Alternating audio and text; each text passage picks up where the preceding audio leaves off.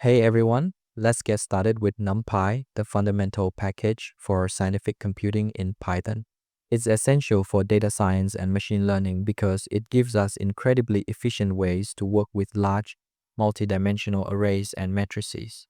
First, let's make sure it's installed. Open your terminal in VS Code and type pip install NumPy. If you're using a virtual environment, make sure it's activated. This command fetches and installs the library. Now, let's jump into our Python file. To use NumPy, we need to import it. The standard convention is to give it the alias np. This saves us a ton of typing and is what everyone in the Python community uses.